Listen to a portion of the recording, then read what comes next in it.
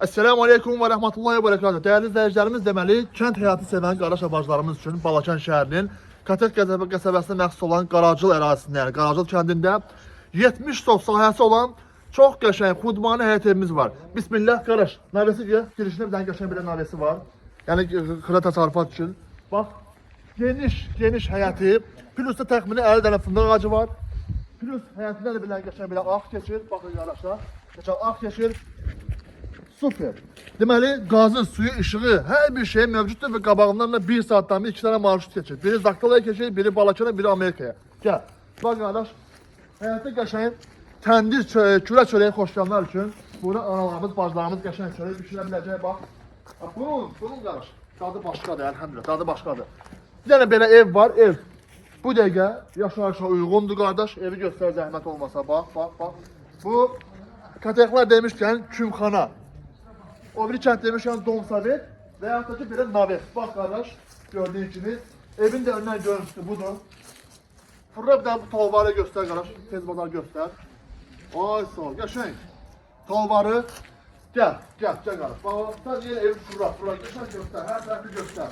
Evin içi çox genişdir qardaş, çox genişdir. Deməli qardaş, indi bir dənə epizod çəkəcəyim ha. Ay sağ ol.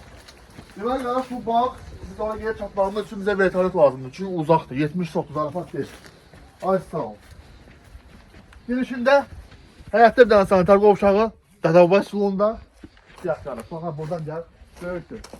Ne böyle meyve ağacları, koruma ağacları, kardeş ağacları var. Armud ağacı mevcuttur. Və piyonda təxmini olarak təxarata bir 60 dənə qəşəng, cavan, gənc, pensiya özü görməmiş fındıq ağacları var qardaş. Şöyle göstər, bax, tez bazar. Ay sağ ol. Deməli, böyük şey aralı çox böyük. Mən daha o başa gelip çıxmıram. Yəni bu seçkadan da o tərəfə bax uzanır. Bax, bu yana göstər qardaş. Qəşəng su kəni.